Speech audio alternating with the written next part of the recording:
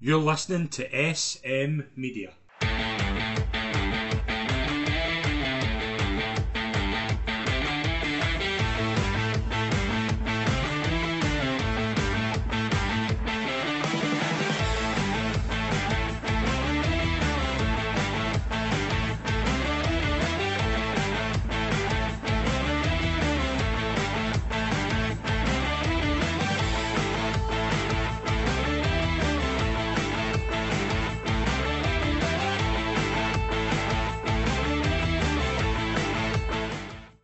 Welcome, folks, to our episode this week of the Rangers Assessment, your exclusive SM Media Rangers podcast. I'm Scott McPike. It is always a pleasure to be your host. Got a really good guest this week. It's always a pleasure to get on from the Every Other Saturday podcast, Jack Hamilton. Aye, cheers for having us on again. It's also a new season, first time this season. It's going to be a massive roller coaster, and as it already has through pre-season anyway. But I look forward to getting on. It's always a pleasure to have your company, Jack. As I say, it is one of those podcasts where we're kind of going to try and kind of crop in kind of three games into one. Hearts and Kiev obviously happened last week. We'll kind of not go like into too much detail in terms of the games. We obviously want to see like player ratings and match coverage. We did have it on our channel this week, but in terms of the kind of performances, let's start with Hearts. Obviously, like I thought very much it was that kind of opening day like we saw it last season in the Kilmarnock game. We saw the kind of impact it had losing the first game. I think it was a case of let's just no lose it. I think a draw was probably a fair result in the end. I thought there were a few positives. I thought Barron in particular was really good, but like the amount of chances that were missed, defending was still a real concern. But it was better than what it could have been because Hearts were challenging with Sons as well last night and Saturday. Hearts weren't that. Hearts are not brilliant. Rangers should be beating them, but I thought overall just a kind of occasion, I think a point was probably fair. Would you go along with that? Yeah, I would say so. Typical kind of opening day game. Obviously, being away from home is never great for the opening day against a team like Hearts as well. They're obviously going to be up for it. They've been kind of rejuvenated this season with some really good signings as well. They've kept a hold of Shanklin, for example, so they were definitely up for it. But I think the state that we were going into the game with, obviously pre-season was kind of a bit of a disaster if you read into it. Obviously too much. It's pre-season at the end of the day, but going into the proper games, yeah, we had chances to be fair to win the game, but so did Hearts, and I think it was kind of a bit of a pinball game it ended up, to be honest. But I didn't really see anything that stood out to me for Rangers. I thought Hearts were quite unlucky with I think they had 19 shots to our 9 or something. So they had obviously a good share of the attacks and stuff. But I think getting out there with a nothing each, a draw, if you're looking down the season, that point could be relatively massive in terms of obviously going to Tynecastle. It's one of the big away games ticked off very for the very start. So Mm-hmm. aye, the fact that we saw improvements for games this week is you can put that one to bed and it's fine. Yeah, you obviously move into Kiev and Tuesday, and it was one of those kind of weird atmospheres as well as like Kiev obviously not in the not that's it's not probably the best situation for them. I'd imagine not playing at home. Rangers obviously, as we say, this squad isn't anywhere near ready for European competition. Let's just not beat around the bush here. It's coming at a stage where the squad isn't ready for it. It's just in transition. First half, really a nothing performance, and then we bit a spark in the second half. Obviously, I thought the subs were pretty good that come in. Late equaliser kind of makes Rangers favourite for the tie on Tuesday, I would say. But still, again, big weaknesses, wee bit of energy in the second half. Kiev, I don't think are that good, to be honest. I don't think there's too much difference between the squads. I don't think this is a tie. Going into the tie, I thought the Kiev, I thought they could be way ahead of Rangers, like just in terms of what they've done against Partizan. They looked to have a better quality, looked to have a better structure. But I left the game and I left watching the game on Tuesday night thinking that I don't fear this Kiev team at all. But I still don't have the confidence with this Rangers side that they're there yet. But I was a bit more energised than I was certainly going into the game. Yeah, I think all Rangers fans will be like that. Seeing that team sheet that came out that night, I think all is we're kind of just trying to look at our phone and see if this wasn't a joke or something. Yeah. It was a bit flat going into the game, but I think, to be honest, on the basis of that team sheet that came out, we got a decent performance out of the guys that actually started the game. I thought. Kiev obviously in the first half did pushes. They looked the more athletic, the more energised team out of the two. We obviously had a couple of chances of their own, but they obviously went one ahead. They could have had another. And then second half, as you say, we made the changes. Hefty coming on. I thought he looked brilliant at left wing, putting in a lot of dangerous crosses into the box. Czerny as well, although he wasn't great out with his assist. I mean, he still he done well for to get us the goal. And Dujon Sterling added that bit of steel to the midfield that we desperately needed in the game. And I think we're probably unlucky not to come away with more, but I think that goal at the end definitely gave us a massive, massive boost going into the Motherwell game. And just I think the whole vibe around the club was really, really negative. Before that, I mean, another defeat it would have been. I mean, Dessler's popping up with that goal was vital, and then going into the tie obviously this week as well. It's in good stead, to be honest, at home. You mentioned obviously something interesting about before the game on Tuesday, and it was something I wanted to touch on. I saw the team sheet probably at the same time as everyone else, and despite there being only two changes from the game against Hearts, obviously Cortez, which is a forced one, McCausland coming in, which again I didn't really have an issue as, and Balogun coming in for Davis, and again I understood it, but there was just this deflation of this really what we're going into a Champions League tie with, and it's going back last season. I remember doing the pod with you and a couple of other guys as well, and the kind of other pods that we do. We were talking about just this need for a rebuild, need for a new level of quality. We knew what the issues were, and it's just not worked out. And that I think is the more glaring thing. That again, we still get plenty of time until the window ends, but I just don't see that quality that we're solely looking for in terms of every department. I think every area of the park needs an injection badly. And you're going into a game against Dynamo Kiev with no disrespect to Leon Balogun, but you know what I mean? He shouldn't be Yeah. that. He shouldn't be coming in that position. Tavernier, obviously, I want to get your thoughts on him later on. Scott Wright, we will get into that as well. Lawrence is there. Dessers. There's so many problems from last year that are just still lingering that just doesn't really seem to be getting addressed. And I don't blame the manager. I think the manager, I think has had his eyes open as to what the situation is over the summer. But it is just this deflation of this squad is just still miles away from where we want it to Yeah. be. Yeah, I mean, if you look, for example, if one player in this team gets injured, you're going down the list of players that we're bringing in. If Florence gets injured, you're trying to push Diomande forward, maybe a wee bit into an unfamiliar position. You're bringing in somebody like Kieran Dowell, who, I mean, another signing that just begs beyond belief, to be honest with you, why we even done the deal in the first place. I think that's the whole thing for me with this pre-season. We obviously everybody knew going into the summer what was needed. We needed change in direction. We needed change in structure at the club. We needed a plan to move forward. And I think we've got sort of brief things with that with Niels Coppin. You can see what he kind of wants to do with the players in the squad and the profiles he's trying to sign. Clement is obviously he's dealt a really harsh hand with what he's been tasked to do as Rangers manager. But I'll give him plaudits for actually getting rid and clearing out some of the guys that have been here for too long, maybe guys that have sat and earned their money and not really pulled their weight. Obviously, we'll wait to see what happens with Todd Cantwell, but it seems pretty evident to me that he'll be gone as well. So he's made big decisions this summer.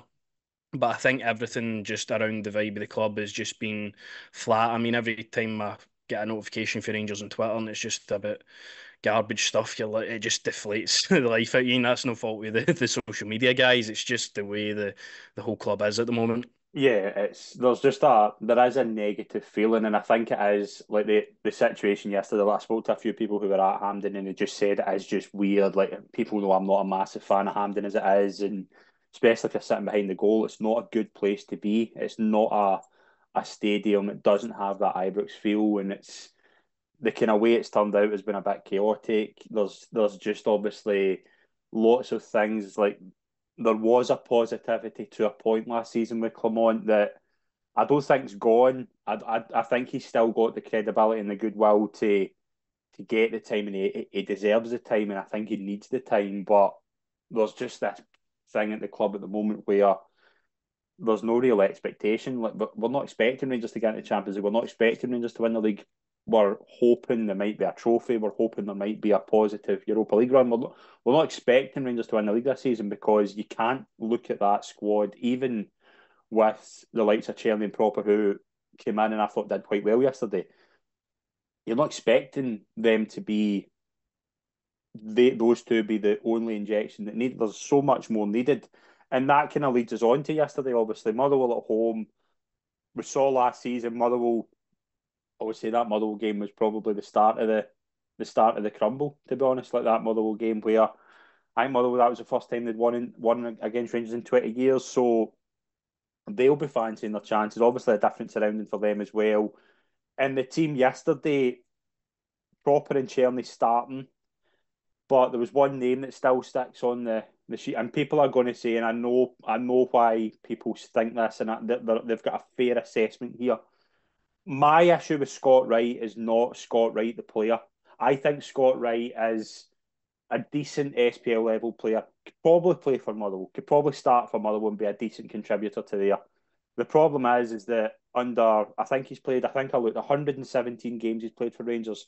Not once in those 117 games have I thought Scott Wright is a number one option for Rangers, but he's continuing to start, and that tells me one of two things: either the people making the decisions on in terms of picking the team are seeing something in training that can't be replicated on the park, which isn't a first for Rangers. We've saw it in the past with previous wingers, or literally Clement's looking at the squad and going, for what I have the now, I need to play Scott Wright to send a message at this is what I have.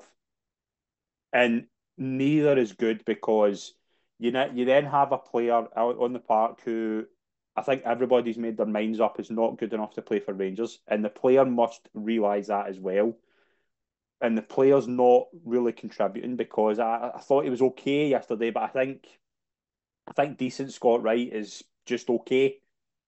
Like that's kind of the issue that this squad has just been so woefully mismanaged in years that Scott Wright is still an option to start, and I think that's a bigger issue. Yeah, I mean it's totally deflating when you're looking at a team sheet coming out. You're looking through the names. You're seeing Proper obviously getting his debut, which you're really happy about.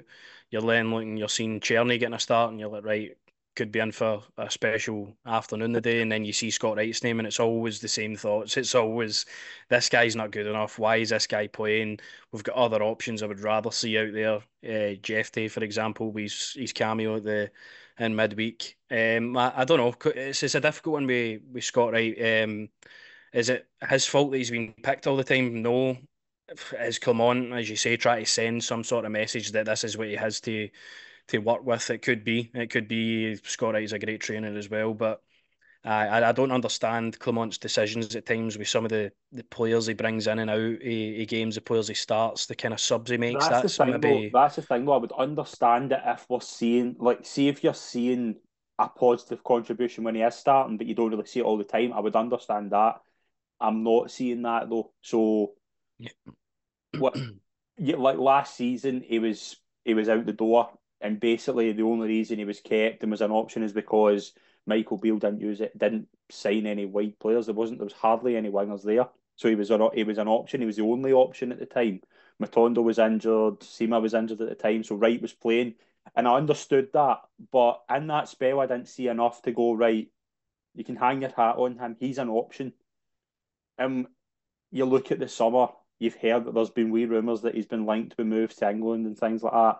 I'm just not seeing what I think the manager is seeing. And again, that I just don't get it. And again, it's not a knock on the player. I hope he's still young. I think he's only 27, 26. I don't think he's yeah, still I got believe he plenty is. of Aye. time in his career. I do really think Scott Wright can go on and have like a Glenn Middleton, Nicky Clark level career where he could do pretty well at an SPL club. It's just not at Rangers, and that's where I'm at now. It's like it's 2024. You look at the quality, and it just isn't there in that side, and I don't see how we're continuing to go with this, and that it just is so bad. It's not bad. It's not even lazy. It's just as you said, it's just destroying. It's just as you say, you're looking yesterday going right. Chelney's on one side, that's good. I thought McCausland did pretty well on Tuesday night. I thought Jeffrey was really good when he came on. Matondo, I don't know what's going on there. Like I'm saying Matondo's an option either, but it's just a case with Matondo. He's in a woefully ridiculous contract that he's quite happy doing what he's doing, and fair enough to him. But apart from that, it's pretty bleak.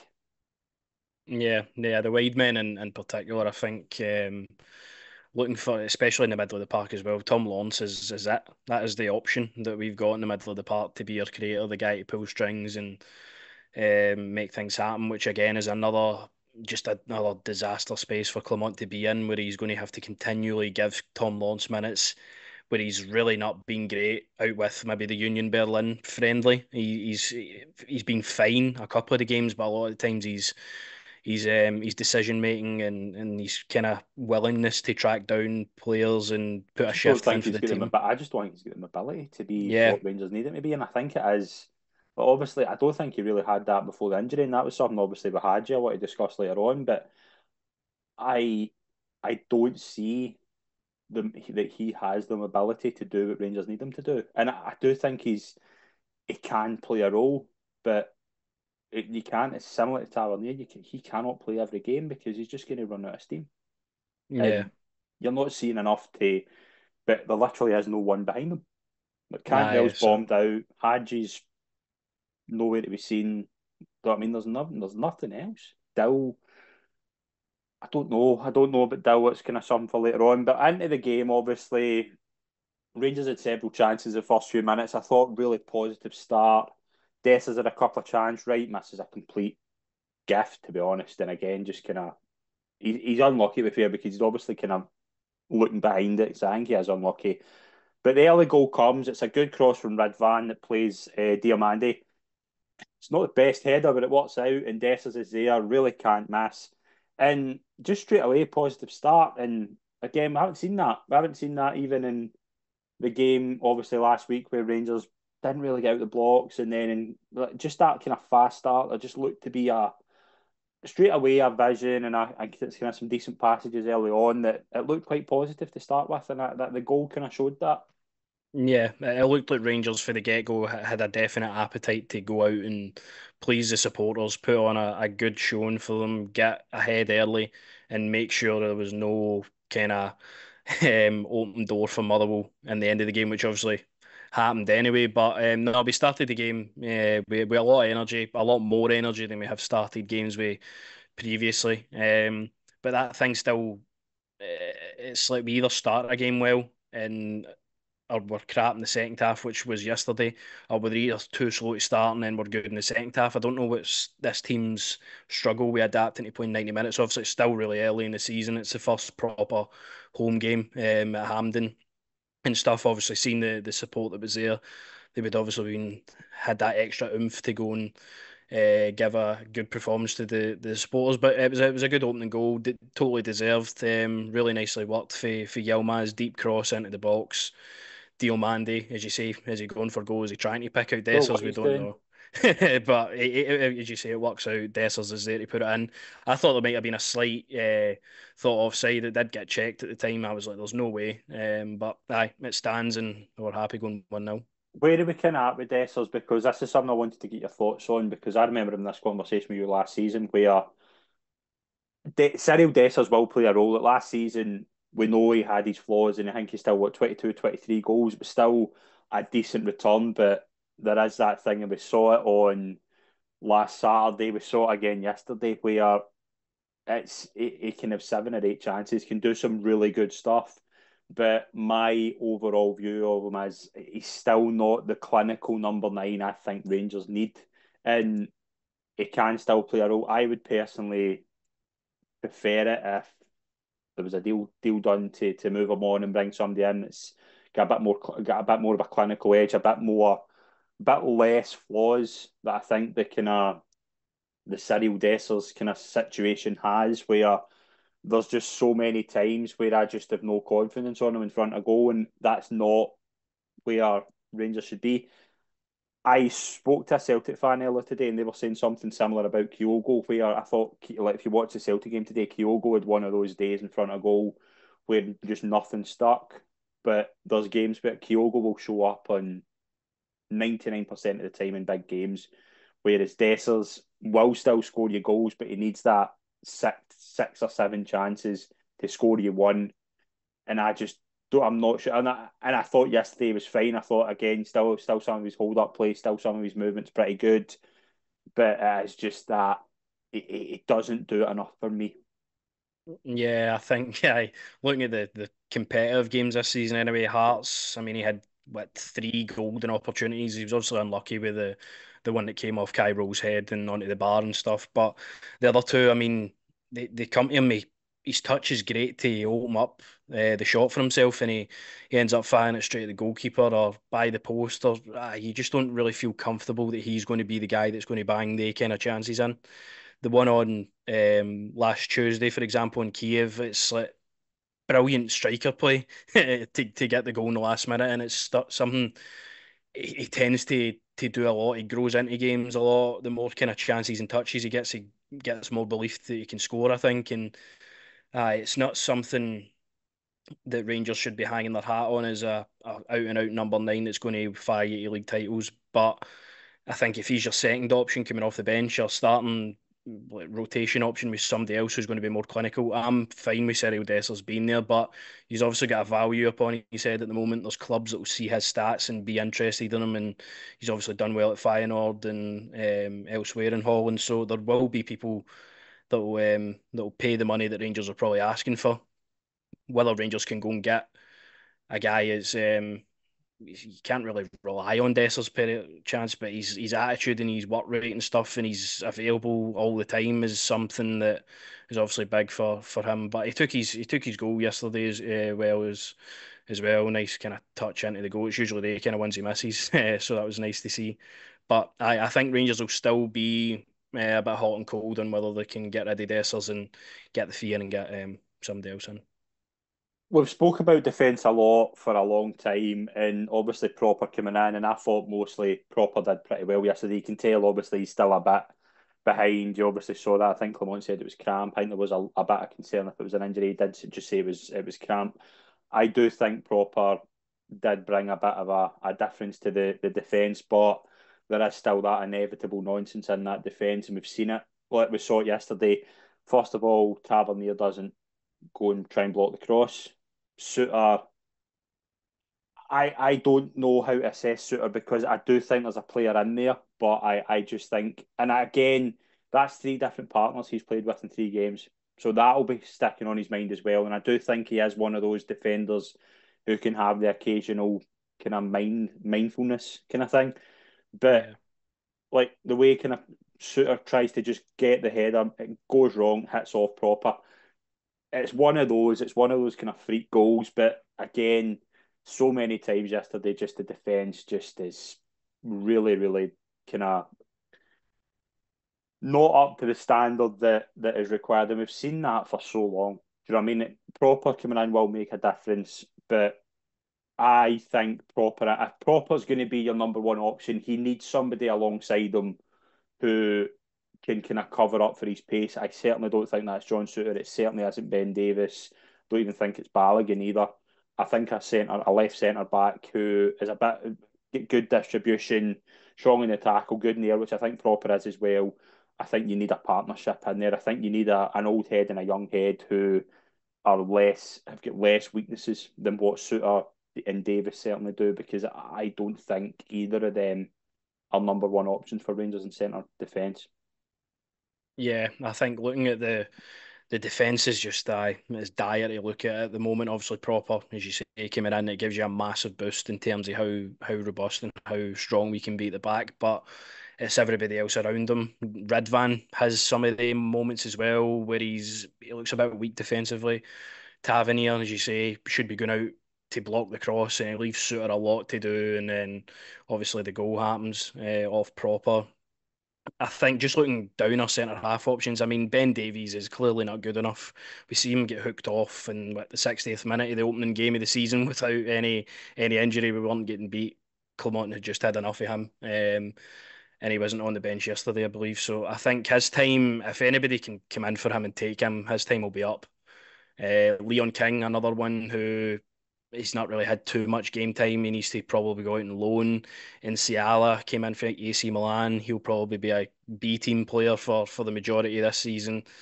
Suter, again, he's fine as an option, but I think for a partner to Robin Proper, Suter is going to be fine to play majority of games. That can't be your main two going for the full season. I still believe there's room for another option in there, whether that be a kind of young guy that we need to go and bring in for a significant fee to build up for the future. I don't believe the centre half position really has somebody like that with proper.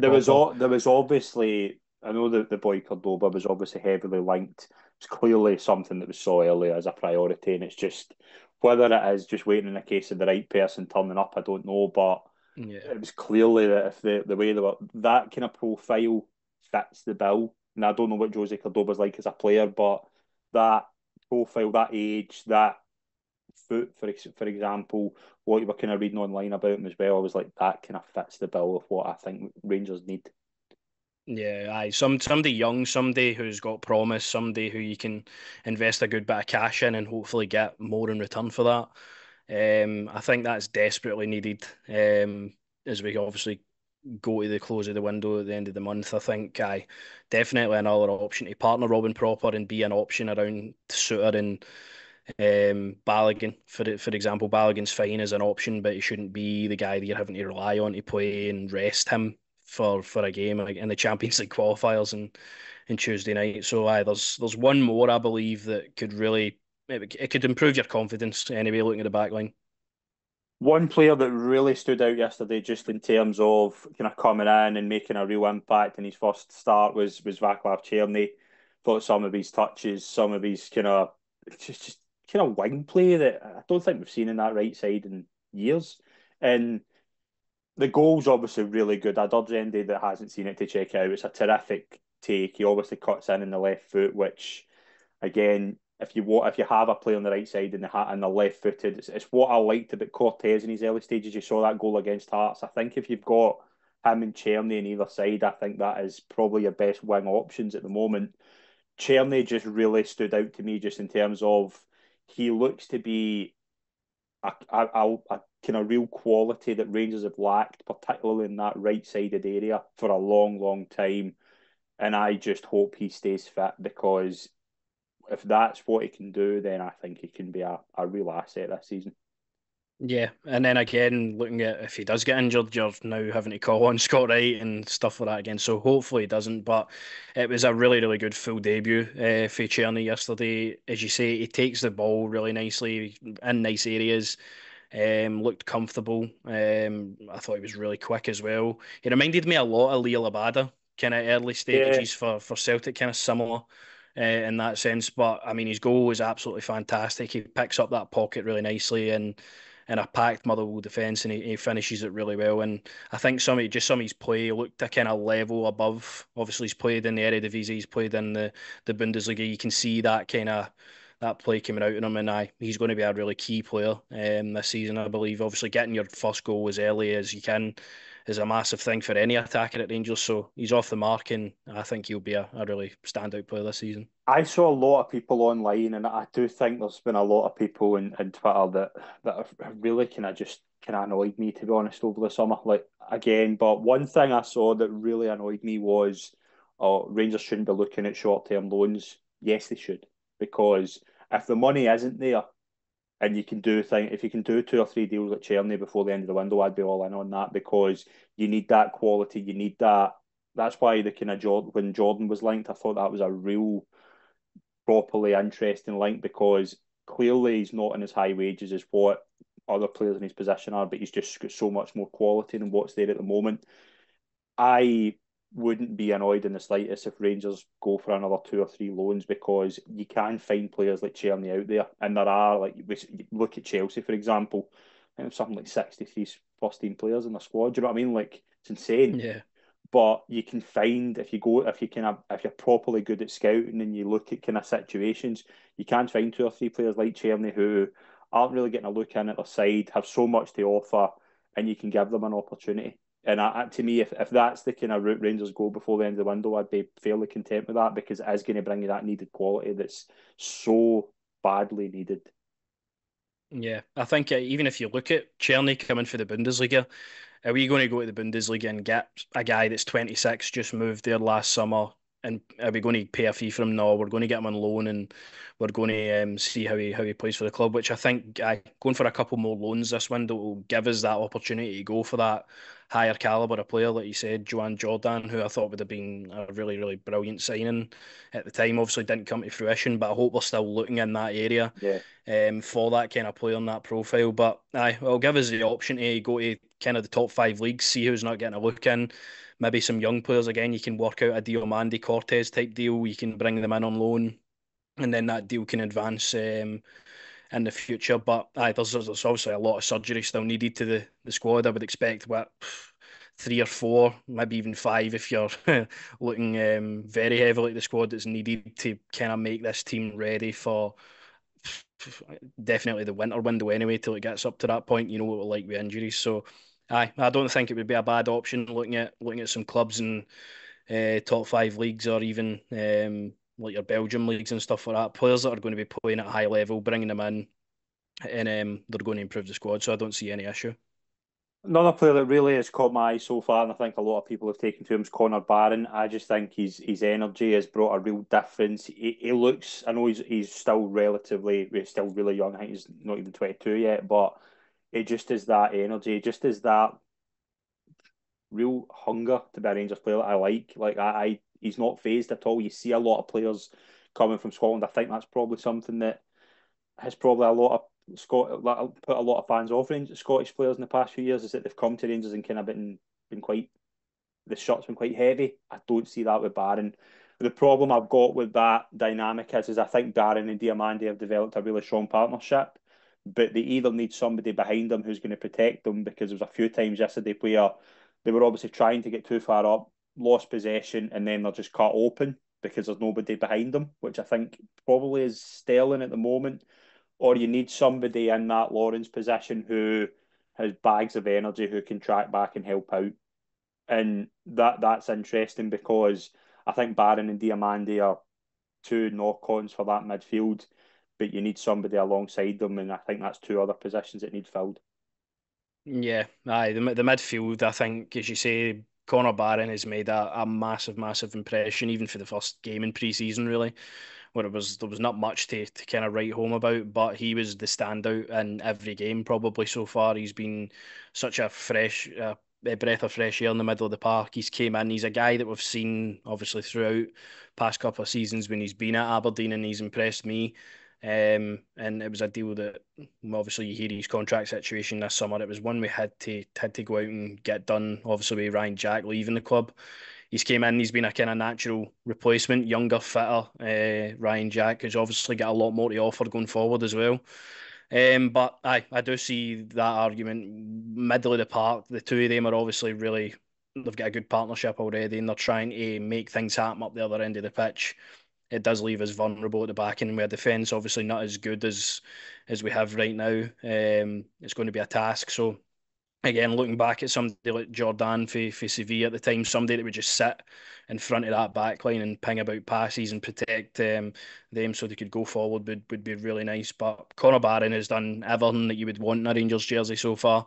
He's looked hungry. He looks like he wants to play for the badge, and he looks like he wants to make an impression for his career as well. I think even seeing his early interviews for the club, it was clear that we signed somebody with his head switched on anyway.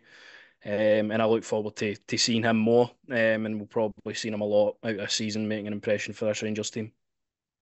You then obviously get into the second half, and not a lot happens, but Motherwell, obviously, the more it stays at 2-1, the more Motherwell get a kind of foothold in the game and know that that's the thing with this defence. Sides, no matter who it is, they know they'll get some chances. Whether they take them or not is a different thing. You saw that with Hearts last Saturday. They know this defence is so weak that they can go for them. And Butland makes a big save in the second half, but it was just a case of get the result. Couple of subs. I thought Sterling coming in again. I really think Tavernier has played so many games that he's just a spent force now. He's just completely. You can see he's just that dynamism that made him very unique and kind of cover these defensive weaknesses that have always been there. That side of him is beginning to go, and I think that's why I think it is in everybody's best interest if there's somehow a deal made before the end of the window, because I very much doubt it will happen now. I think it would happen, it would happen by now.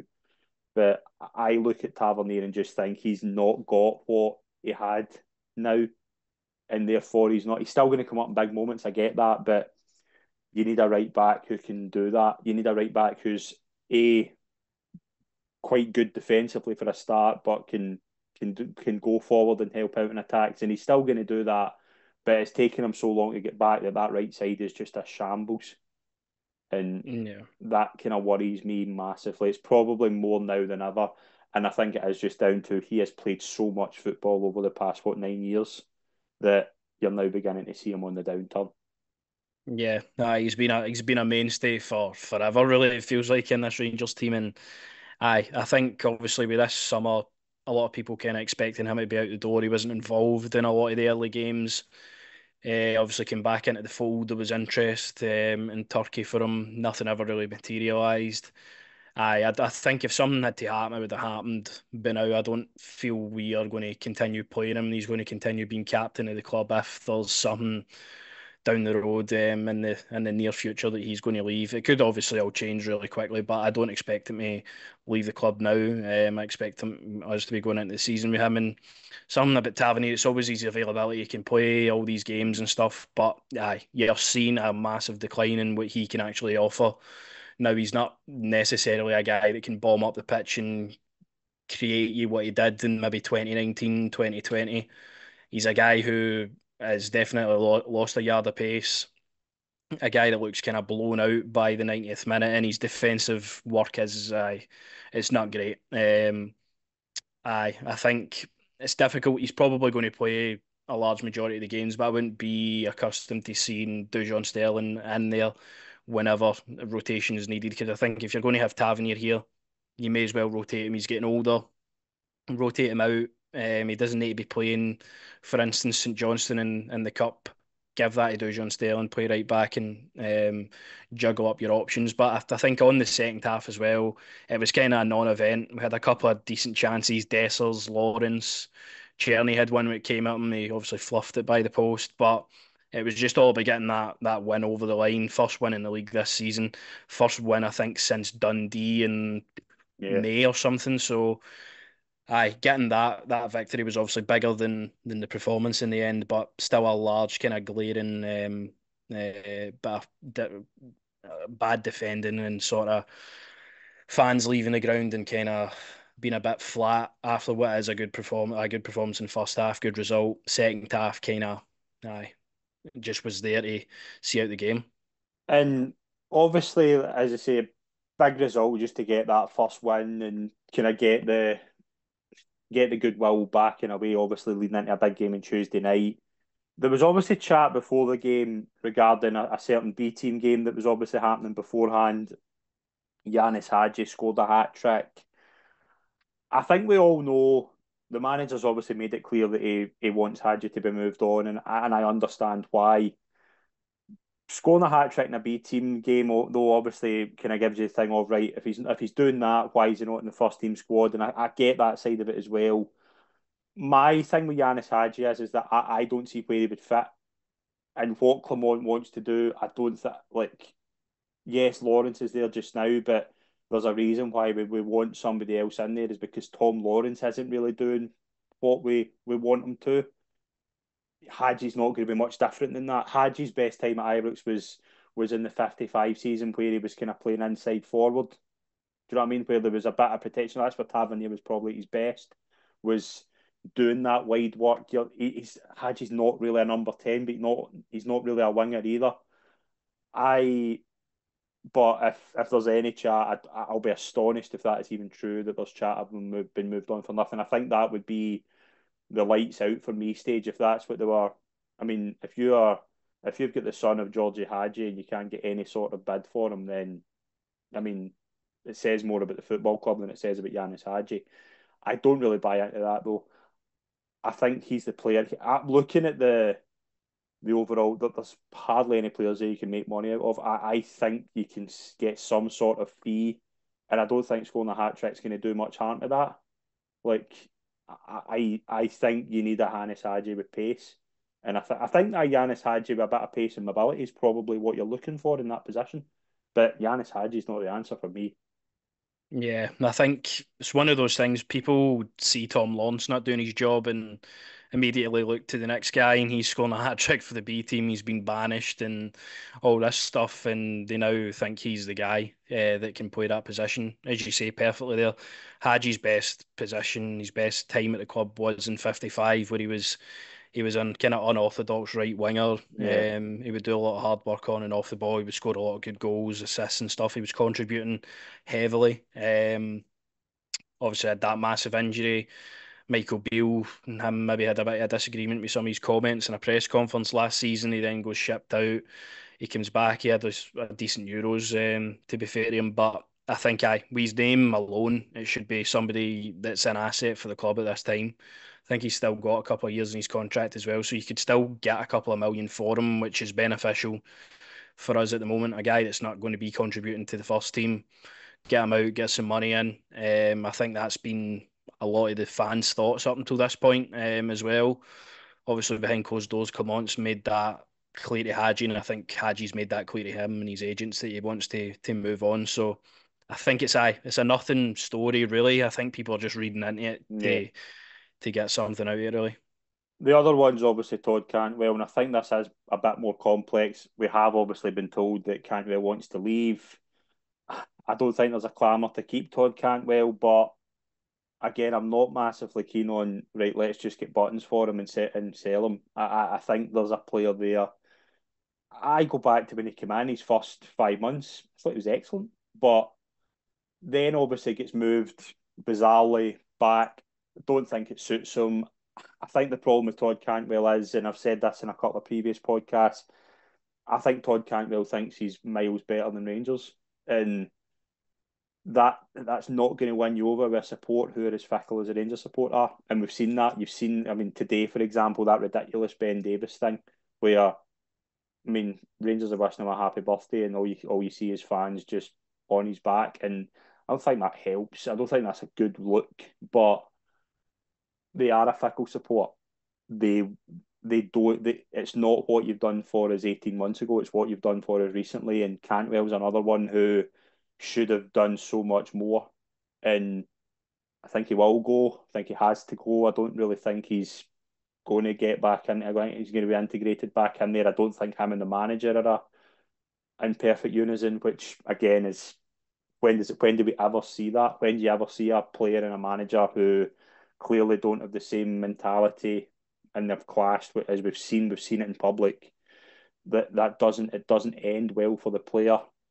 And I just think Cantwell's another one. I think it'll be a very, very interesting kind of look back in a few years at Cantwell's Rangers career where started so brightly and then just went to nothing.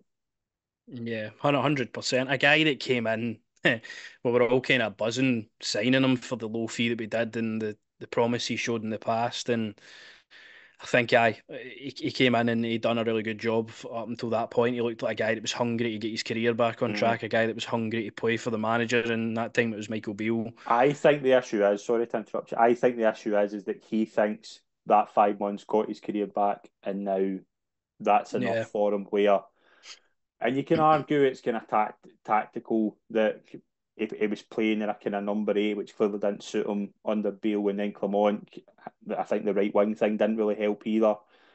But he hasn't been consistent enough. He hasn't done it. I'll go back all the time. I think this was a thing I had with Kent as well, and certainly kind of Josh Windass. hadn't won you a big game. It hadn't. Do you know what I mean? Like, yeah, he hadn't won a cup final. He hadn't won a semi final. Hadn't. I know he scored the goal against Celtic in that nothing 3-0 game 2 seasons ago, but last season, for example, don't think I can remember him making any sort of impact against Celtic. And those are the games you get judged on. Yeah, I think his judgment in Old Firm games is for the last one he played, for example, the Scottish Cup final. He's down on the floor and he's starting stuff with Greg Taylor, and they're just laughing at him because he's a guy, as you say, and he lives in his own head, I think, with how good he thinks he is. He's came to Rangers clearly for a platform to get his career back on track. He done really well at doing that with the right manager. It's clear that when Michael Beale left, Cantwell's motivation went down when he was started being asked to do more, it seemed, by Clement, adapt more to different Yeah, positions. And you can see the way Clement wants to play where he's number 10, it has to be full of energy, he has to stick to that position and be the guy in the middle of the park that creates. And Cantwell's whole thing is he wants to free roam about the pitch and do his own thing. So I think there's definitely been a clash, as you say. We saw that in the touchline as well at times. But I think it's better for Rangers and Rangers fans anyway at this moment in time if Cantwell is sold and leaves the club. And I think he's just going to be a guy that whittles away to nothing really. I don't think he'll realise until he leaves Rangers how good he actually had it up here, playing for a massive club. He obviously had a massive support behind him at the time. He obviously still had these critics. He could have silenced those critics. He could have came back this season and been hungry to prove them wrong, but he's just going to be a guy that just disappears, I think. And the big aye, one today, and I was watching before we come on here, Sheffield Wednesday versus Plymouth. The comparison with Josh Windass. I mean, Windass today, I thought at times looked like you're way too good to be playing for Sheffield Wednesday, but then yeah, part of you realises the reason you're playing for Sheffield Wednesday is because you've spent your whole career thinking you're better than that, and yeah, that's it. Just eats in your own head. You don't see the best players like go back to like the kind of big players Rangers were sold like Calvin Bassey. Calvin Bassey, I don't think I wasn't getting the impression from Calvin Bassey's Instagram that he was better than what he thought. Like, do you know what I mean? He was quite happy where he was, and obviously his yeah, talent got him the move, and he's done pretty well. That's why players get big moves because they do their talking on that pitch. And Cantwell for me, he's done it, but not consistent enough. And Kent's probably another one where flashes of brilliance, flashes you think you could be unbelievable, but then you're also like, there's a reason you didn't get that big Premier League move that felt inevitable when Rangers spent £7 million on him. Do you know what I mean? Like, there just feels to be that playing for Rangers automatically thinks like you're better than where you are, and you need to do it consistently at this club, and yeah, that's not happening very often. But in terms of squad, what we need to see before the end of the window, I think it's glaring obvious. We've discussed it a lot. We haven't even mentioned Danilo as well. People are saying, "Us, does that mean Clement doesn't fancy Danilo?" I think the way Rangers have brought back players too quick over recent months, like we saw it, we've seen it with Cortez, been a good example. Raskin earlier on, Sima. I think a bit of cautiousness with Danilo is massive because if he is going to be the number one striker option, I don't want to see him getting 15 minutes against Motherwell. I want to see him back when he's fully fit and able to contribute because I think he's the game changer. We haven't seen it enough to say that, but he could be what you need if handled right. Like, I hope he is, but if he gets injured, if he comes back too early, gets put on when he shouldn't be, and then gets injured and he's out for 4 months again, and I think that would be a disaster. yeah. I was maybe a bit premature when I put a tweet up about not understanding the situation really yesterday. I thought, right, we'll see Clement, bring on Daniel, we'll give him some minutes ahead of the game, build him up bit by bit. But Clement, obviously, going back to what he said when he came into the club this summer, or last winter, sorry, there was obviously large problems and large issues with the injuries and the fitness regimes that the players were on. So it wouldn't surprise me if he's keeping them there to kind of obviously train at half time and stuff, keep him a part of the group, and then he'll integrate him in sort of slowly. But I was expecting him to get some minutes at some point. I don't know when that'll I think you be might see now. him. I think you might see him next Saturday. I don't know whether it'll be for the start, but I think you might see him get half an hour. Nah, cup game in it actually. Aye. Yeah, like you might see a wee bit there, but I'm not overly concerned about that. It's the same with the boy Igamani. I'm not massively concerned that he's been careful with that because with the forward position, there's a forward vision, pardon the pun. I want to see them being handled cautiously. I know it's not great just now, but you need these guys. You need every bit of help you can get. On to Tuesday night, obviously massive game. Kiev at home. I certainly have a lot more optimism into this than I did this time last week. But again, it's going to be tricky. They're no mugs as we saw in their first. I thought they did look okay. I didn't think they were as good as I made them out to be, but it's a massive game, massive occasion. Obviously, going to be weird a Champions League game at Hampden. But what do you think in terms of team selection? Do you keep it like it was first half? I really hope Scott Wright doesn't play. Do you throw in Jeffy? Do you? Like, I wouldn't be surprised if he does that. I think the only change I can see is Jeffy for Wright. Really, I hope it's Yeah, that. I hope he does that. I think probably on the basis of the team that started the Motherwell game, I can see Jeff Day coming in at left hand side. Obviously, with his deliveries and stuff, I think it could be key. Obviously, breaking up the pitch as well. It's going to be more of an open game against Kiev, so I think he'll probably come in. I wouldn't be surprised if he moves Diomande one forward and brings in Sterling into the midfield as well Maybe to kind of sacrifice Lawrence. I think I would be a lot more comfortable with that. I think Sterling's got a lot of athleticism in the middle of the park to be able to, what we were saying there, without a number six in the team covering the back line. Sterling's athletic enough to be able to cut those counters and stuff like that. So I think he could be key, and I think he's a guy that has to be starting 9 times out of 10 when he's available. So that's probably what I would go with. I would keep everyone else as is, but Sterling and Hefty for me. and give us a wee score prediction before we wrap up. I think Rangers will win the game 2-0. Jason, I'm going to go 2-1. I think I don't see. I think, Hanging on at the end. yeah, and hopefully, yeah, because again, it's another. Like, if there's any sort of budget, it's probably dependent on this. To be honest, I think this is a massive occasion for that as well. Obviously, looks like it's going to be. I'm not going to say it probably is going to be Salzburg. Yeah. I probably fear Salzburg more than I fear Twente. Yeah, I think So Salzburg are one of those yeah, kind of clubs that have that quality, just conveyor belt every season, aren't yeah. they? I really hope Rangers do the job on Tuesday night. And that is going to do us for this week's episode of the Rangers Assessment. We won't be back next week, we'll be back the week after, where we will obviously recap Kiev. We'll do the St Johnstone game, and obviously we'll go on to, I think it's St Johnstone the week after that, isn't it? Or is it Dundee? Ross County or St Ross County, Johnstone or Ross somebody like County. that. So yeah, there's a lot to look forward to. Jack, always a pleasure to have you on, mate. Thoroughly enjoy your company. Thank you very much. Yeah, thanks for very much for having us on. First one of the season, so hopefully we can get the result on Tuesday now. Absolutely. And thank you very much to everyone that's tuned in. For more Rangers content, subscribe to our SM Media, Rangers podcast, and YouTube channels. And we'll see you all soon. Thank you.